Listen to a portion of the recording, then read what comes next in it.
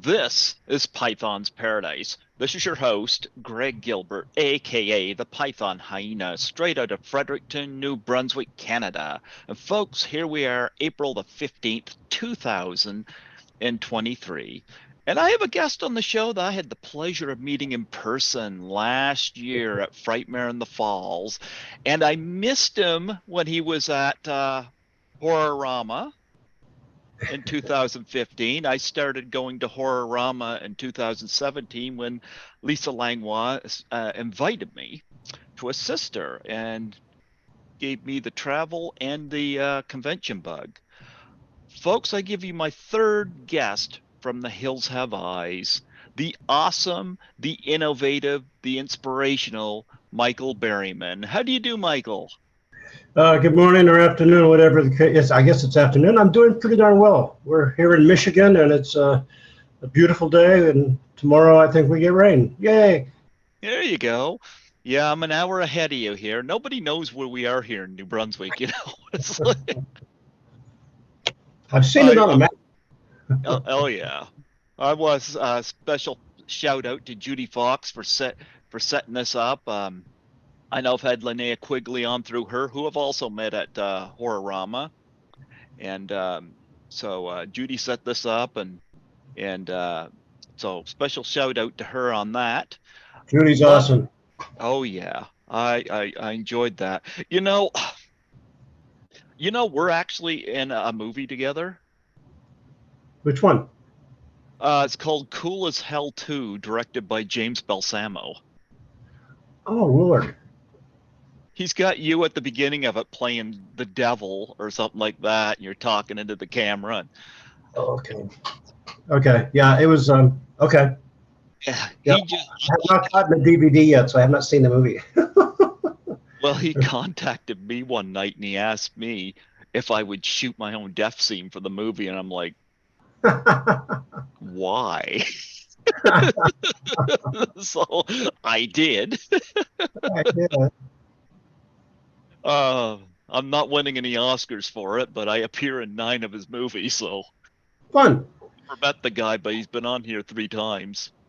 Well, we tell stories, and I don't care if you're on location in a hotel room or on a big set, that's what we do. We tell stories and share ideas, and it's always great when you have good, we call it crafty, or it's slang for craft service, which is the snack bar and the people that feed us, the caterers. If you're going to do any kind of movie or music or any project, I don't care if it's hammering nails, building a log cabin, a nice place for your people to take a break and feed them good. And at the end of the day, take them out to dinner, treat them good. And it's that sugar versus not, so to speak. One of the things I admire about you, I don't know the name of your condition because you can't grow hair. I did grow hair for a while. Well, here's what I find interesting is how you made a whole career out of all these movies and whatnot, and you're loved by so many people. I think it was on Wikipedia or something, a childhood picture of you. You looked happy. Did you struggle to fit in, or were you able to use your ability to entertain to connect with people? Good question. As I mentioned in my memoir, it's all good. There you are. That's a picture I know. It's all good. It's available. I'm doing everything backwards. It's available on Amazon. That's my dad, my sister, and me. It's called It's All Good. And it's my life story from my earliest memory, which answers your question and many more. It's a good read. What happened was, real quickly, my father was a neurologist, brain surgeon for the Marine Corps in the South Pacific. And he hitched a ride on a naval vessel with the Navy. And they said, you're going on a special mission. He's one of the top neurologists in the Western Hemisphere, Berryman. Anyway, He went to ground zero at Nagasaki and Hiroshima. I have photos which I did not put in my book, but I have photos that he took of what were shadows against vaporized humans into cement walls, bombs. I'm not a big fan of war. There's other ways to work that stuff out. Anyway, he came home and he was radiated, and I was the next born, and I was born with about a dozen birth defects, and my cranium was fused. It didn't have any soft spots or, spaces where the skull would grow and then it would knit together. Mine didn't do that. Also, the ends of my fingers and toes were basically my knuckles. That my teeth were so rotten they all fell out of my head. I can't perspire. A lot of other conditions or syndromes. Well, I was fortunate to have a father surgeon and mother nurse, and I got good care at Children's Hospital. Mm-hmm. So I had my one haircut, and then they cut my skull apart and put it back together. They didn't leave any parts out. Maybe some in the gray matter, I'm not sure. It's possible. And then my life sort of started over again. That would be like second grade. And yeah, if you look different, you're going to get all kinds of reactions. So good friends are what you discover early in life, especially if you have a visual difference. Now, I work with a lot of charities and groups with children, medical conditions, anti-bullying, drug awareness, et cetera, et cetera. My main point is that I had good support. They could only do so much, and then you have to sort of get through life the best you can, and that's exactly what I did. Now, it's funny because in the earlier days, high school was a little rough, and there's different times even in grammar school. But I grew up in Southern California, and I had a lot of different types of employment because I would have to stop when it got too hot. When I was a butcher, after a while, working with all the meat and blood and stuff was tough on my hands. So you just keep plodding forward. What I'm most grateful for is having good friends since second grade that I'm still in touch with today that are still on the planet. Wow. So it's friends and connections with people that share your values and appreciate you for what's inside. And just a real quick side note, my father would ask me questions when we would go on drives in the car. He actually made house calls back in the 50s and early 60s. And he would say things like, "Hey, I've done some autopsies. I've never found the soul. Where do you think it is? Did I miss something?" So he was constantly throwing things like that at me. And also my great aunt, my Aunt Peggy, who was a charge nurse, the kind of nurse you'd want. Not a nurse ratchet. Love you, Louise. Miss you. Fletcher, by the way. Yep. A wink to the cuckoo's nest. Mm-hmm. So probably one of the most significant grounding interactions was with my mother's mother, Sophie. I mention her a lot in the book, and my mother, of course. But Aunt Peggy gave me a book, and on the cover of the book, I was probably maybe 12, maybe. There's a picture of a dog smiling, and its ears and tail had been chopped off, and its owner was mean. Mm-hmm. And I found a new home. So the story ends well, but it was called Beautiful Joe. So there's a parallel between if you look different, or if or if you're a gimp, or if it doesn't show on the outside, you can still have issues inside. So it was a good grounding tool for me to use in life. Yes, you're going to be sad. Yes, you're going to be happy. All those various emotions through life. But on a day-to-day basis, you have to get through each day. You have to. You can plan for the future, but boy, you never know what might come out of left field. So that being said, I guess I was stubborn, and I never gave up. I never wanted to be an actor. I wanted a homestead in Alaska. I love nature. I love the woods. I love scuba diving, all that good stuff. Well, I got sidetracked and, met George, and now we're talking. There you go. Well, you know what? I got to bring up some of your films, because I know you've worked with Wes Craven and Rob Zombie more than once. And what would you say are the similarities between the two and the contrast differences in terms of your experience with both directors? First up, both were and are amicable, approachable, no attitude. If you have a question or a something to contribute, they actually listen, and sometimes I'll say, "That's great, but can you do it this way?" Or they're very honest. So the discourse, the communication between my director and myself was very complicit with the writer, and um, and then your fellow cast members is always wonderful if you're so blessed. And on both shoots, I got to work with my friend, with Sid, and on Rob's film, and also Ken and everybody else, and Bill Mosley on Rejects, and Wes. Well, I worked with him, I think, 4 or 5 times, and he was very easygoing. He was calmer between the two. Rob always, they both kind of always knew what they wanted. I would say that Peter Locke and Barry Kahn, the executive producers of the original Hills Have Eyes, so we had such a low budget, we just kind of shot from the hip. Now, for Rob, he was working with a bigger studio, and well, for instance, in Lords of Salem, there was a scene that was kind of chopped up because Sid Haig and I are the Mangus brothers, and there's the whole scene where we're gonna eat the witches, chop them up, make barbecue with them, or whatever. It's kind of silly.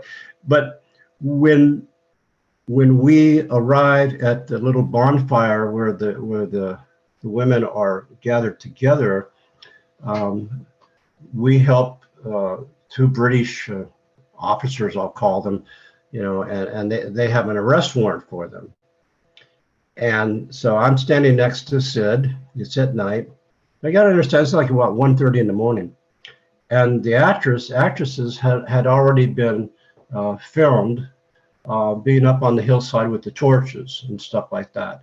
And they didn't have a lot of clothes on. It was just, it wasn't anything specific in that realm, but it was cold, is my point. And so later, it's even colder, and I'm going. I talked to Sid, and I go, "Hey Sid, let's see how this scene goes." Now we have two British actors. I forget their names, escape me at the moment, but I believe they both won Oscars. I mean, world-class actors. So we're standing by the fire, and one of them holds up the arrest warrant. Okay, he's holding up the arrest warrant. And here's what I hear. "Rob, can you make the torches a little brighter, please? I don't have enough light to read the arrest warrant."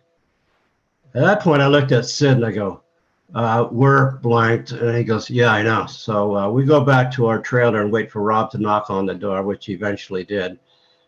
And Rob comes in and he sits down and he says, "Wow."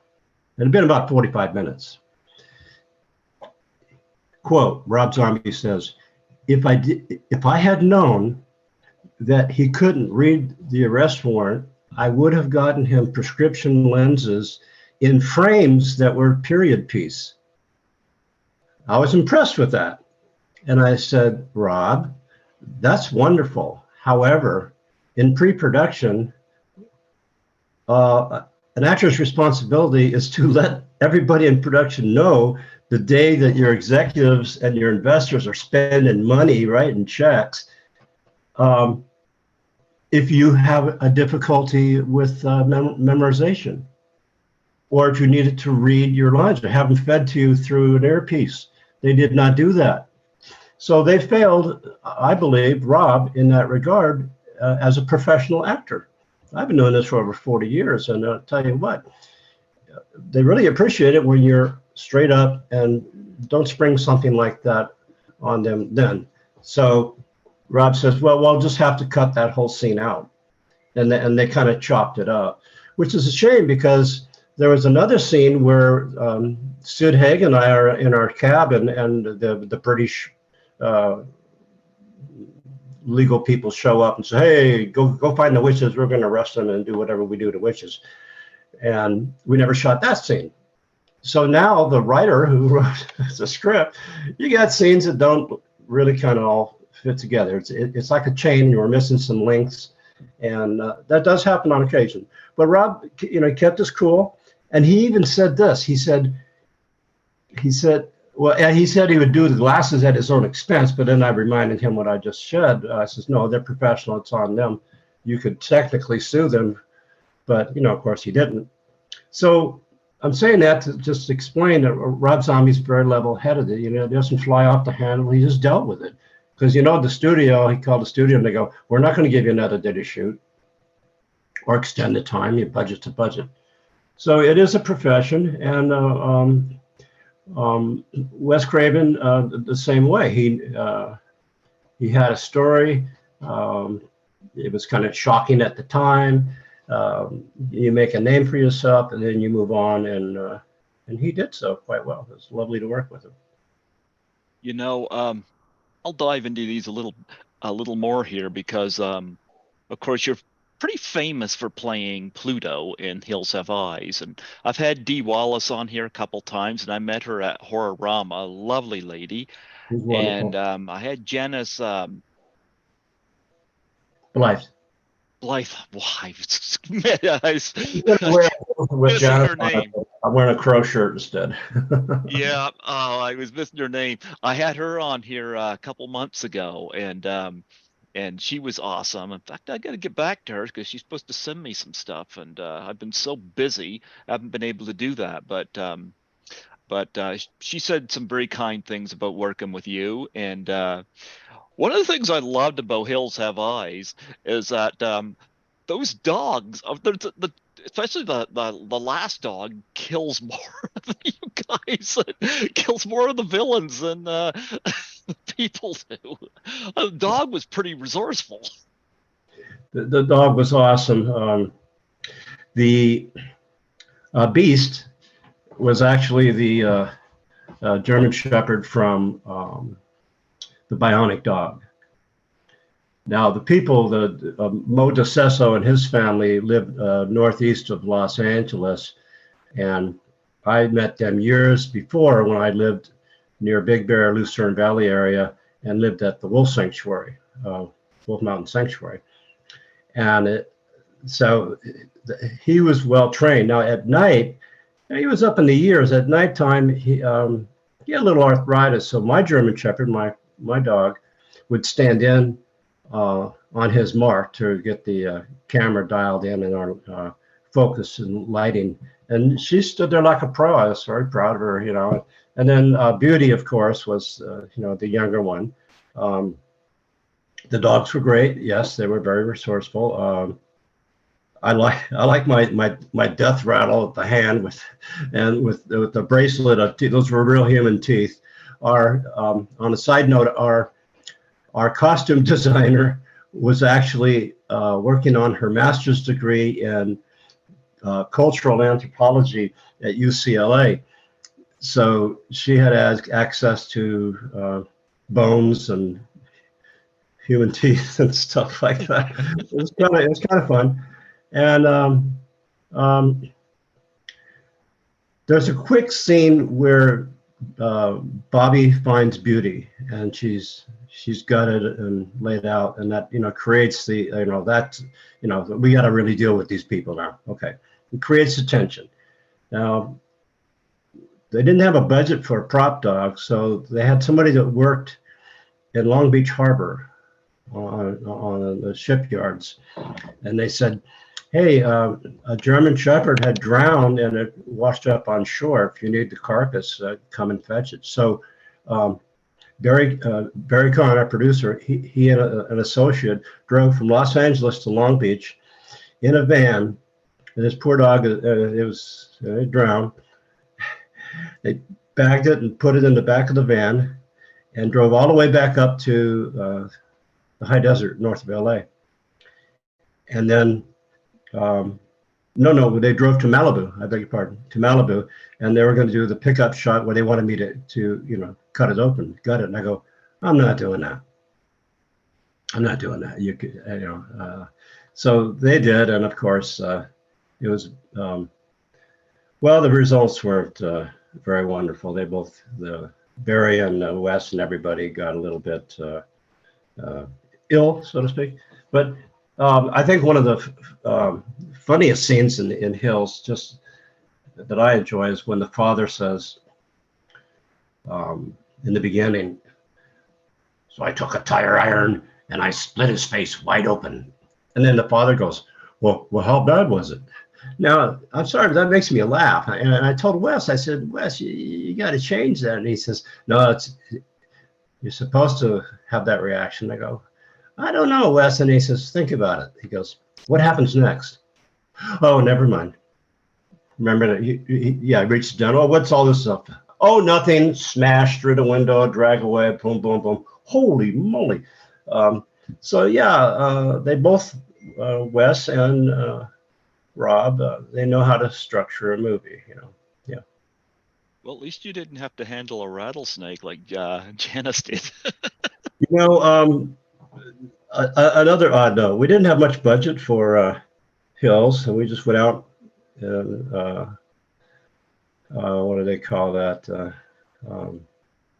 We just went out and shot this film. Okay. Now, there's a little town called Lucerne Valley. I used to live near there. The Wolf Sanctuary is between there and Big Bear, which is a wonderful place. And it's kind of there's good people there, and it's also kind of seedy. It's like the last trucks, the last little village before you hit the road and wind up going to Vegas. Well, there's a bar there, and I'd hang out once in a while, have a beer with friends, shoot some pool. And so one of our assistants, we needed a rattlesnake. So the day comes when we're filming with the rattlesnake. Now, I've been around the block. I'm looking at the snake, and I realize it's not a normal rattlesnake. It's a Mojave green. Now, the Mojave green has a little bit of a green, grayish tint to it, but it's also a muscle and neurotoxin. They're like it's deadly as a cobra. So we're sitting down in this ravine having our lunch, and people start jumping out of the way.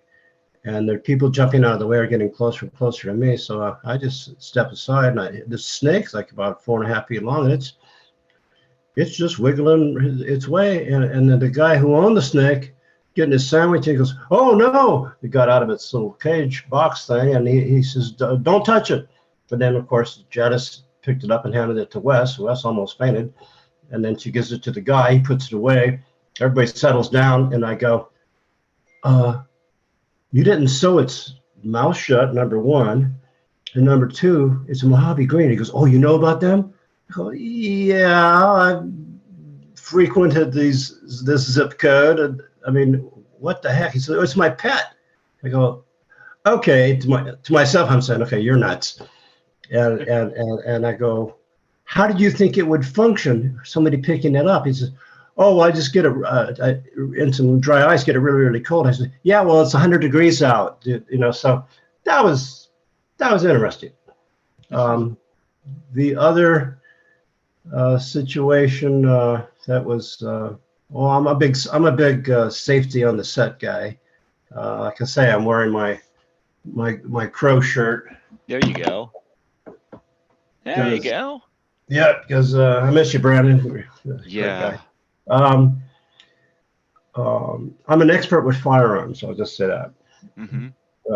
Grew up with NRA and target shooting, and was in ROTC in the university, and I've been around the block. Was a guard for Bob Dylan at his house for a couple of years. So I'm real strict when it comes to firearms. Well, there's also something called a squib, which is a little explosive device, usually on a little leather pad, and then it goes boom, and it tears through a little plastic bag with some prop blood, so it looks like somebody got shot. Okay, it's Mhm. very common, very common.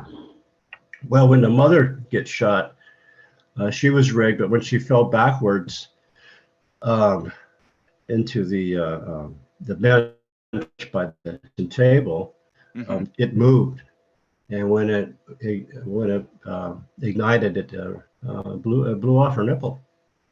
She, Ooh.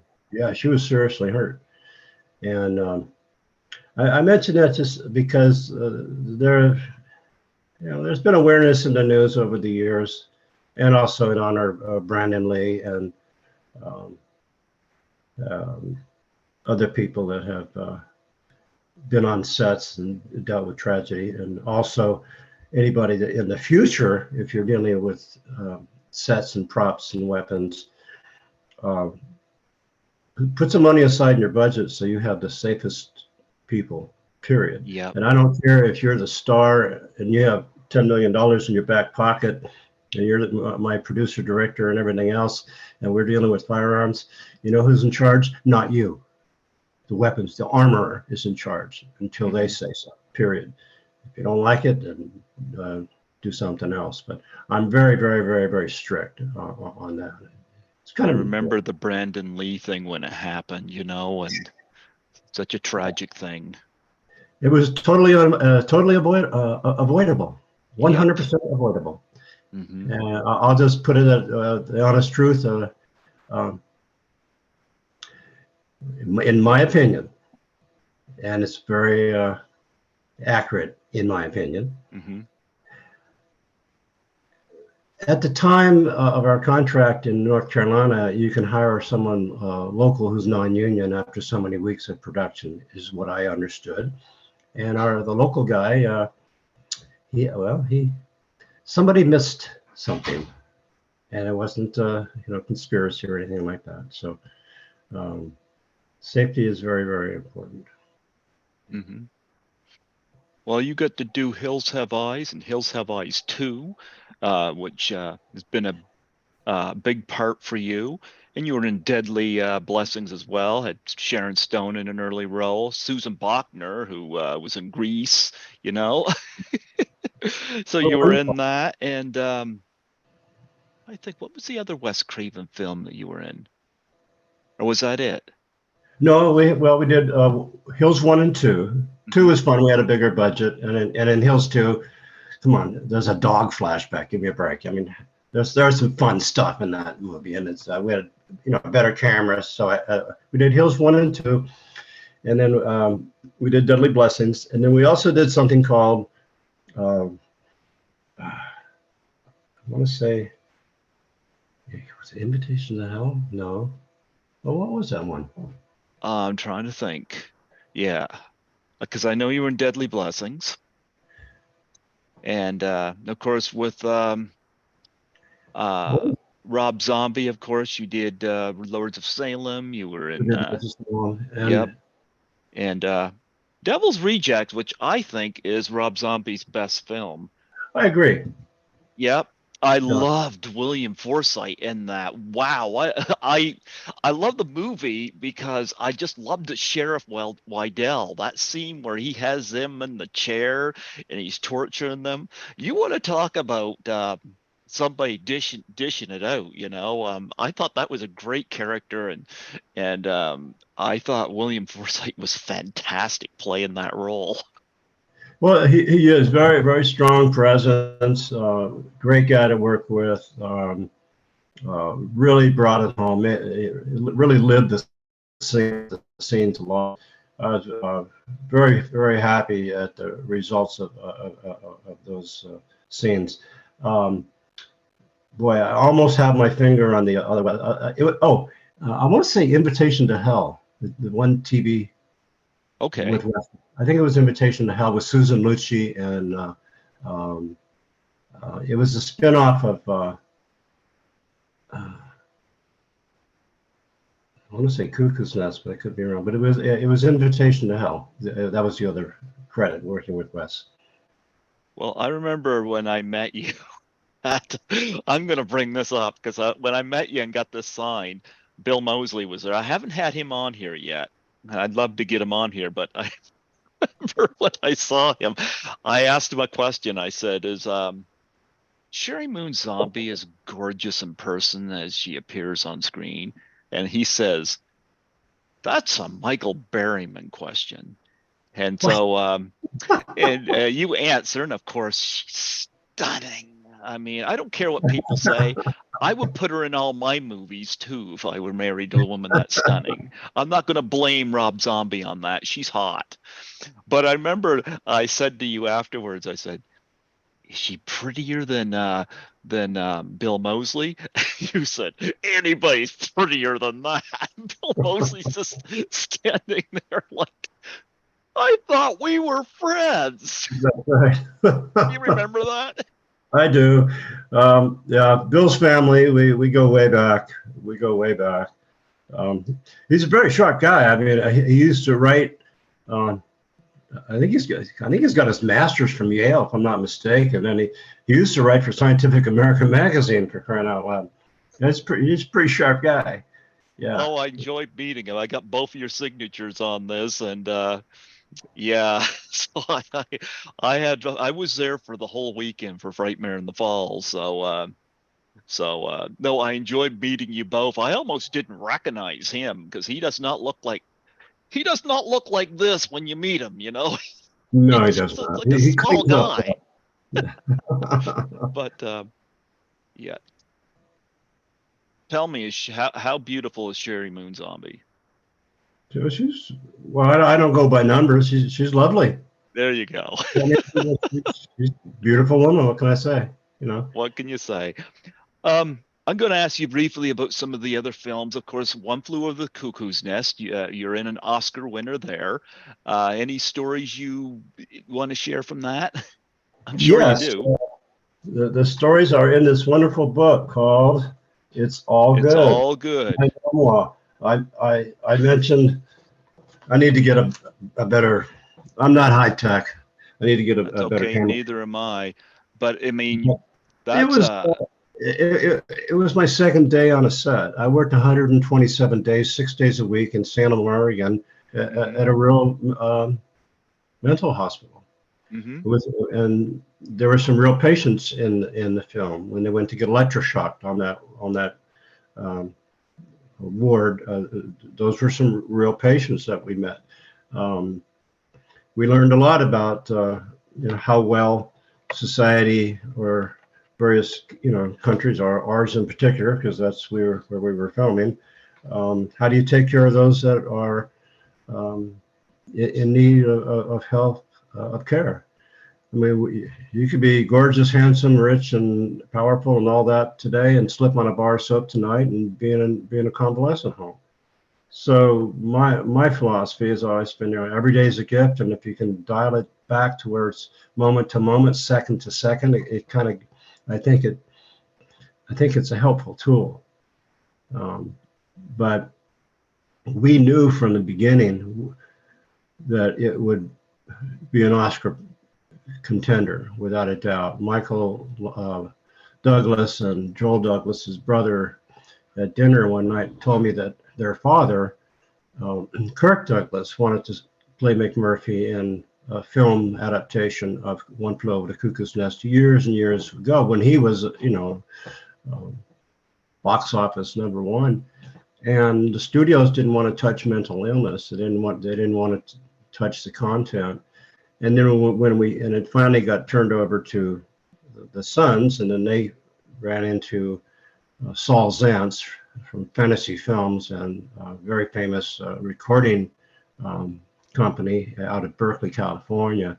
Come on, they signed Creedence Clearwater.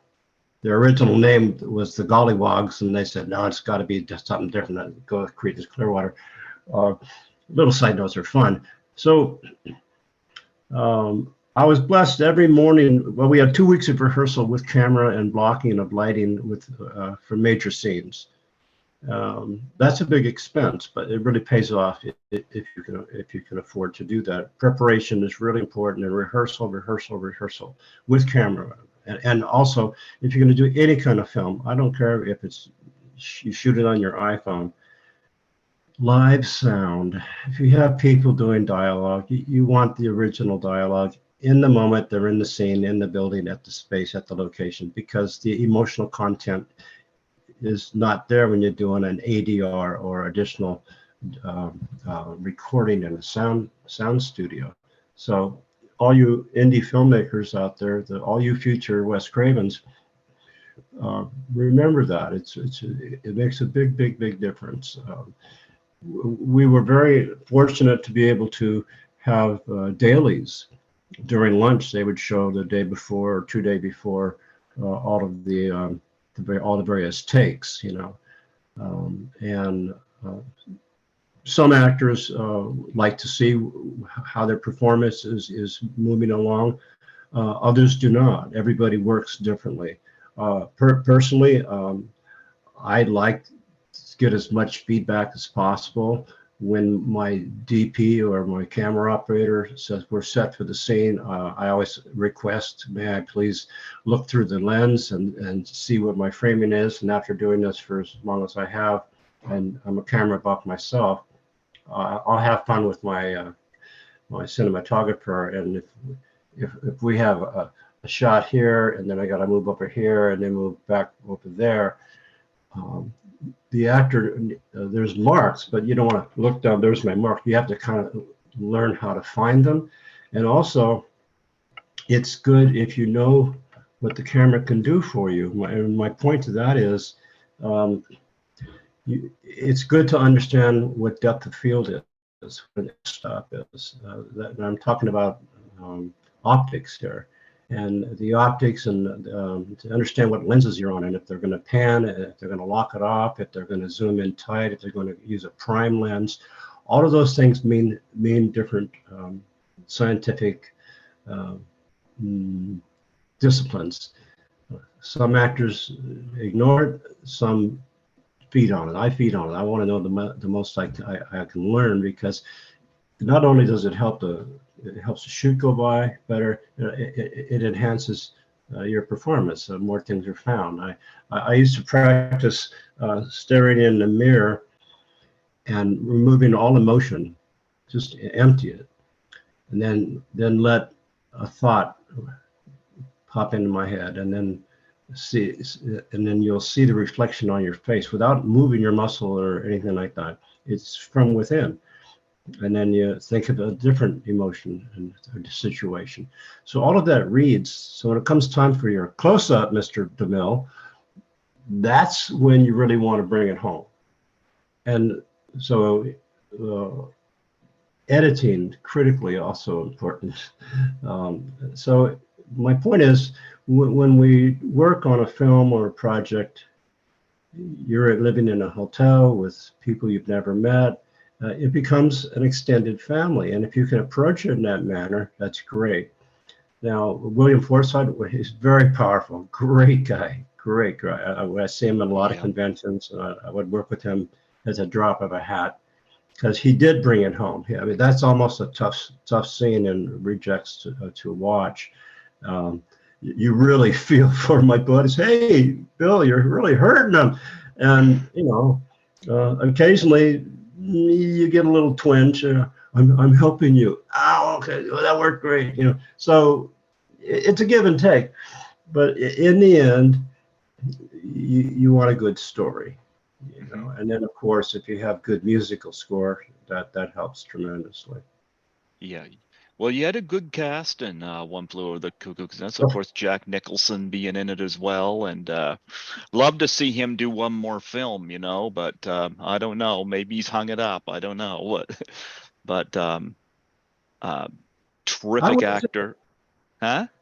I would love to see Jack do something that he always wanted to do. I mean, he could do anything he wants. But on a funny side note, in the mornings on Cuckoo's Nest, I would go sit in a chair with Fred Phillips, who designed the ears Mr. Spock on Star Trek would wear. And his father started the Makeup Artists Union. Fred Phillips is very renowned and just the best. So he'd been doing this movie stuff for so long. When he went up to Salem, Oregon, where we were filming, and we were staying in a I want to say a Best Western or Holiday Inn. Jack and some of the other main stars and producers were staying in a big house they rented, which is understood because when we got back to the hotel working 6 days a week, all the locals would be down at the bar restaurant and everything else was closed usually at night when we got back to the hotel. So we wound up always only having one option unless you do takeout for a meal. And there would be locals there all the time, and they would, the bar's right next there. You have a drink, and the people want to talk to you. And people kept, for weeks and weeks and weeks, they kept asking us, well, when can we meet Jack Nicholson? And I said, he's not staying here. He's not in the hotel. He's staying somewhere else. Oh, I didn't know that. It was funny. So one morning, I'm getting my lobotomy scars put on right here. And this Yeah. is the day Jack Nicholson gets his lobotomy. All right. We had a little bit of receding hairline, just a little bit here. And Fred had to, I swear, shave off 14 hairs. I mean, that was silly. 6 on one side and 7 on the other, or 7 and 7. And Jack's sitting in the chair next to me, and he actually said this, Fred, those will grow back, won't they? I literally fell out of my chair laughing so hard, and I punched him in the arm. And I said, "You big baby, what? Really? That's what you're going to say? I thought you were going to ask for a mirror to see how well it looked on you." I said, "That's hilarious." So we used to call each other Lobots, short for lobotomy. You go. And my favorite, my favorite scene in Cuckoo's Nest, because even when I was not working, I would go to the set just to soak up the experience. And what am I going to do? Watch TV in my room? No, I want to be on the set. I want to consume as much as possible. When Billy's having his date, and I mentioned this in my memoir, it's a beautiful scene. Jack and Chief Brahms and Will Sampson, my neighbor in the hotel, wonderful, wonderful gentlemen, they're tired and they're sitting by the window that's unlocked. And every night around midnight, a train would roll by and blow its whistle. So Milos, the director, was wise enough to leave the camera rolling and just leave it rolling. And you'll see Jack Nicholson talk to the chief, and he goes, "Oh, this won't take long. You know what I mean, Chief?" And then there's a pause, and then you hear the train. Instead of yelling cut, no, camera's rolling. And Jack plays off of it perfectly. He'll do this. I don't know how sharp my image is, but he pauses, rolls his eyes up to the window, brings his head back down.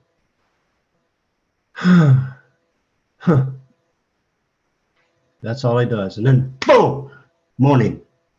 It's just a brilliant, brilliant, brilliant moment. Next time you see it, that's what I call movie magic. And you have a scene where everything's in sync, and you get a moment that it just arrives. It's really special. It's really special. I wanted to ask about Weird Science because number one, I've had why is his name escaping me? Your biker guy. I've had him on here twice, and I met him. Vernon Wells. That's right, because we're also involved in a movie together.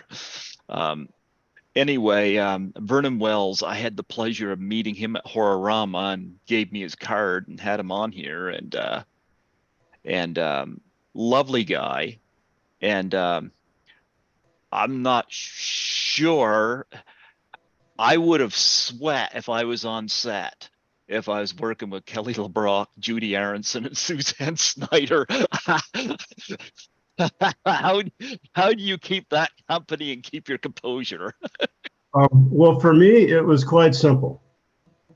A couple months before I went to do Deadly Blessings in Waxahachie, Texas, Uh-huh. I had been involved with See, you're not allowed to say gal. That's not woke proper. So a woman, a lady who is a female, a girl, can I say girl, Mm-hmm. that had written me a lovely fan letter, and my agent forwarded it to me, and so we started getting to know each other over the phone, and eventually I said, hey, I'm doing a movie in Texas. Well, let's meet up, and so we did, and things went very, very well. Um, she was on the set with me every day, and I, I was having a good time. But there, there was a scene. One day we were sitting in a tent waiting to do our next takes, and all of those women were in the tent sitting next to my girlfriend. I'm being very careful with my words. Mm-hmm. I'm actually mocking the woke generation.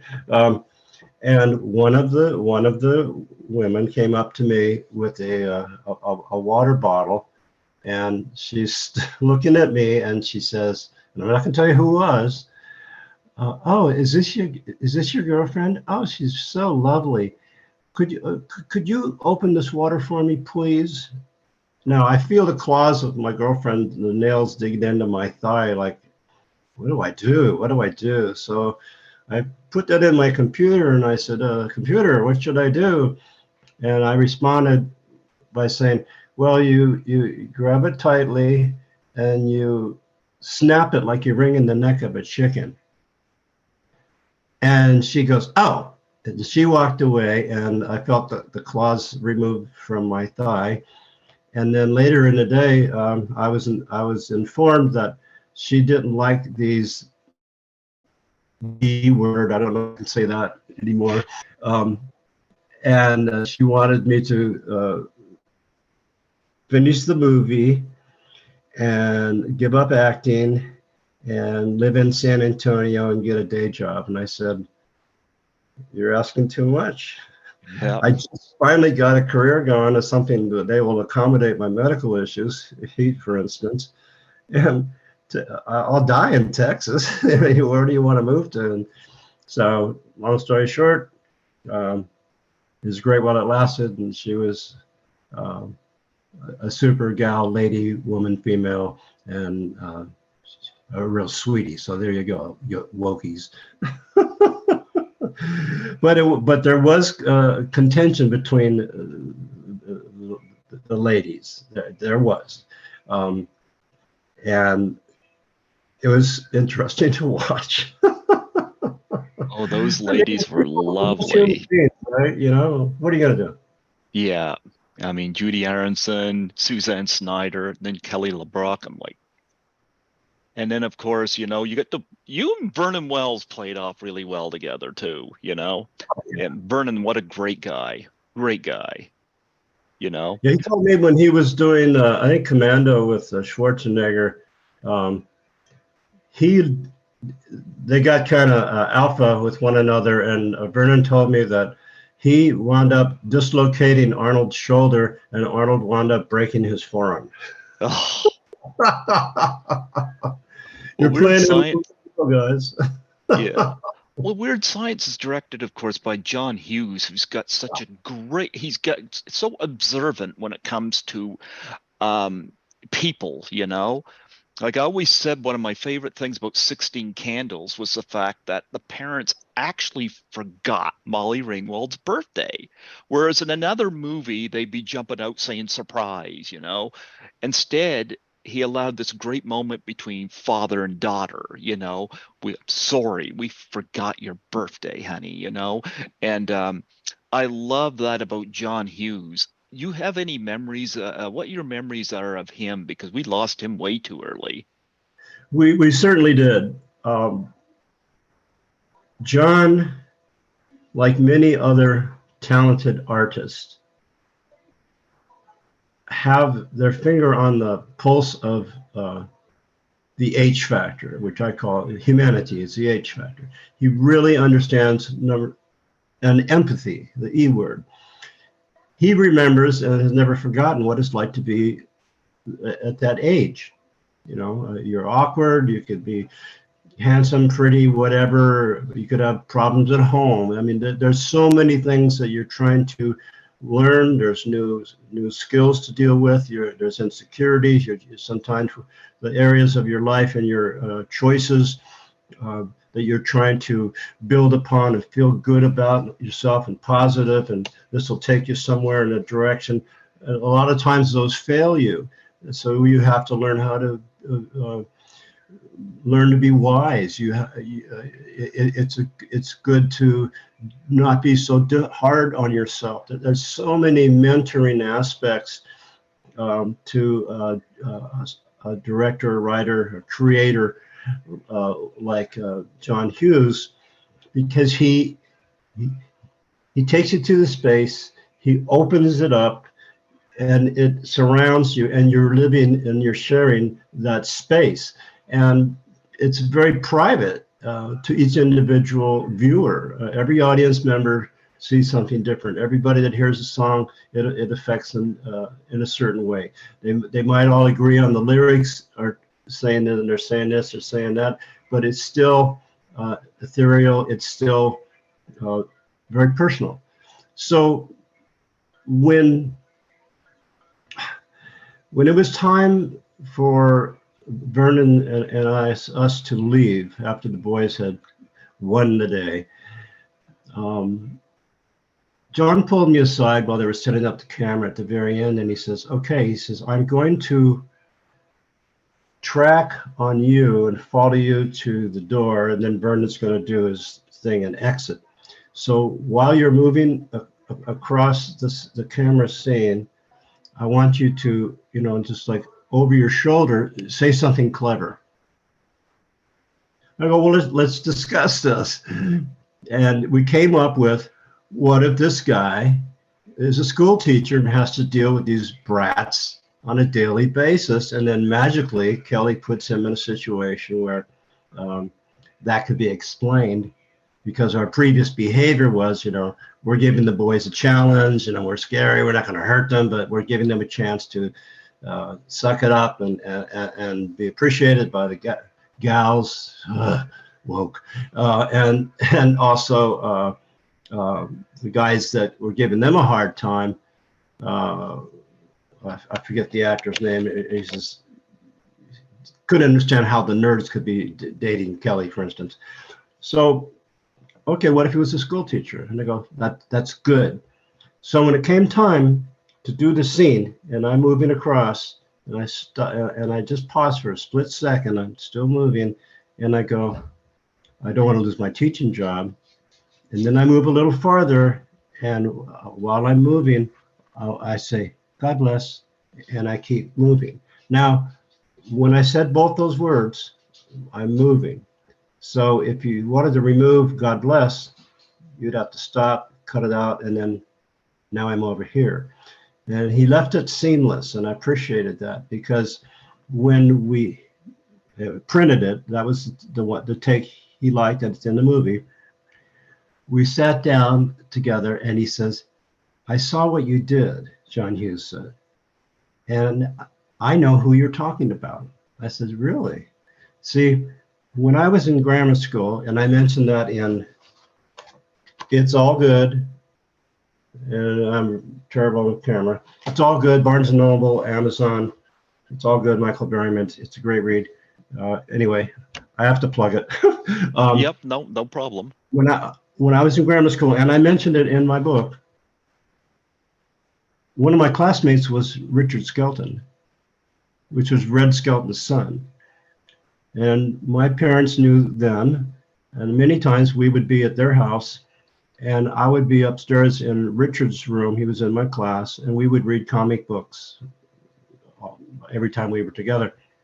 Red Skelton would come up into the room occasionally, sit on the floor, and read comic books with us.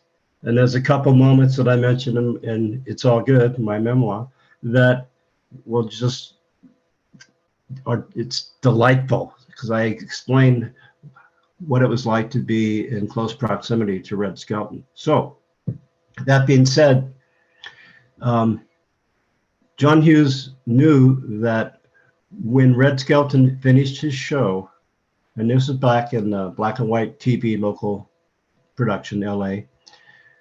It was not recorded, it was all live.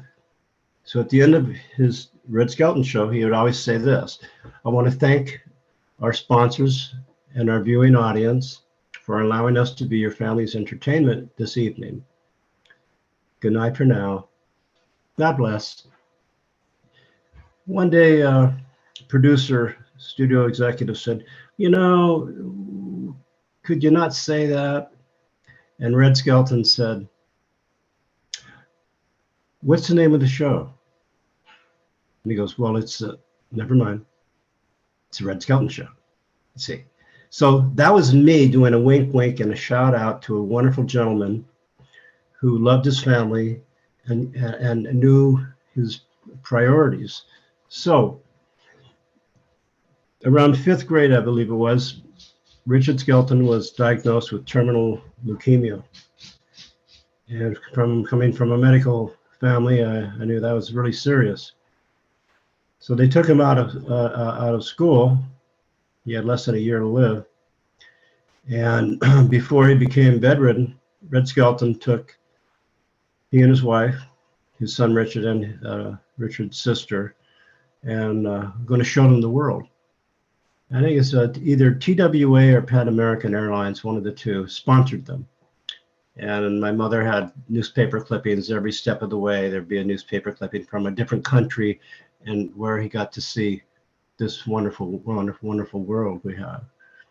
And the studios again said, Red, you can't take a year off or 8 months off because we won't have any content. He says, then show my reruns. He says, no. He says, we'll sue you. He says, really? He says, well, you go right ahead. It'll let the whole world know. Why? And they got back to him and they said, we've been thinking about it and we would like to sponsor you and your family. And he said, too little, too late. I'm being sponsored by, this airline company. Those types of decisions and choices that are non-career related, what really matters? Health, family, safety, clean planet, clean ocean, getting along with people, helping people.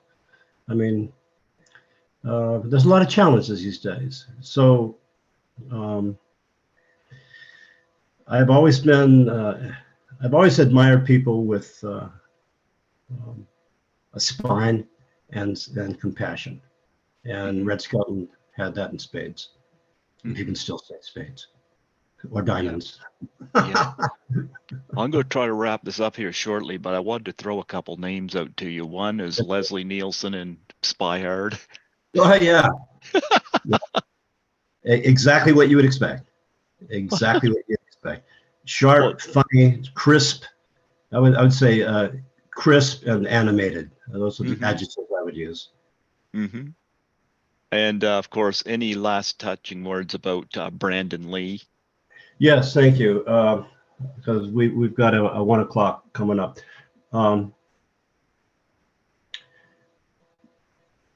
Brandon Lee was one of the most.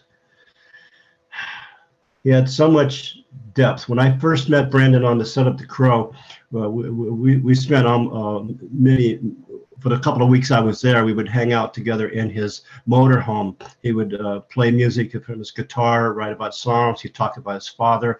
I let him know that my father read Bruce Lee's medical obituary, and we knew how that all really happened. And I brought up a moment about emotional content when Bruce Lee is explaining for Lao's tournament. He's trying to teach the kid karate, and he says, not with anger, emotional content. It's like pointing your finger to the moon. Don't focus on your finger or you will miss out on all of that celestial glory. And the smile on Brandon's face was wonderful. But the next time you see The Crow, I want you to remember the time when Brandon's walking down the street at night and the Halloween trick-or-treaters go past him, and then he just does a simple turn and smile. It's what gives me goosebumps. I'm still very, very, very close to Rochelle Davis. We've been in touch ever since. But there are certain moments in film and storytelling that should really touch and connect the heart to the soul, to the mind, the spirit, and it's good to feed on that positive. And I'm going to leave you with this. Okay. I want you to be thinking of this. All inspiration comes from above. And whatever you put out is going to come back to you 3 times. Be wise with your choices. Don't jump to conclusions. And for the ladies, okay, the beauty secret I love to share is this. You don't want wrinkles? Please be lazy. It takes 27 muscles to frown and only 3 to smile. Mm-hmm. That's it. And speaking of Halloween, you were a mummy and Saturday the 14th Strike Back, so you were already dressed up. Yeah, exactly. My last question is one I always ask my guests. What's the most unique thing you've ever been asked to sign at a convention? I signed a lady's breast once with the permission of her very tall and large and smiling boyfriend. Did you do it in front of Bill Moseley? Did he not No. let me? No, it was private, and it was just a little pop out, and but I asked permission, and they said yes, please. And I said, could I sign my full legal name? So I wrote Michael John Berryman, and then I dotted her nipple. Well, show you. The eye was.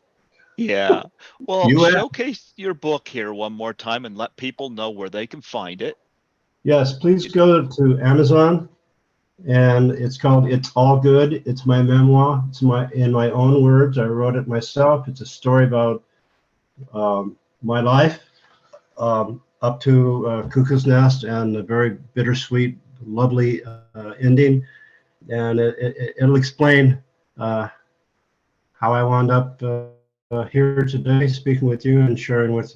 We're all family. And remember, it's all good. Please share with your friends. I could use your support. Absolutely.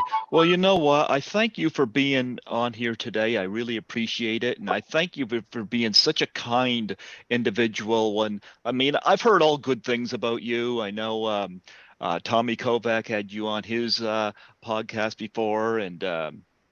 But you were very kind when you signed this. And I really enjoyed meeting you. So I appreciate that. And it was an honor having you come on here today and speak to me. Before I let you go, would you mind doing a plug for my show? Let's go. Yeah, just state your name and say you're listening to Greg Gilbert on Python's Paradise. I'm Michael Berryman, and you're watching Greg Gilbert. Greg Gilbert. Hi there, I'm Michael Berryman, and you're watching Greg Gilbert's Python's Paradise. Third time's a charm. Hello there, I'm Michael Berryman, and you're watching Greg Gilbert's Python Paradise. Paradise? That's right. Absolutely, absolutely. Thank you, Michael, for coming on here today. And I'm sorry we went a little longer than Judy asked, but I just knew I had a lot of questions for you. And again, folks, go on Amazon, get the book, huh? Amazon and Barnes and Noble. And I'll be doing an audio version and a Kindle version very soon. And you'll of course have those at the conventions where you'll sign them, huh? I will bring some to show and tell. I have to say goodbye. I have another interview in about 3 minutes. 3 minutes. God bless you, Michael. Thank you so much. Take care. You have a good day. You do the same. Thank you. Bye-bye. Bye-bye.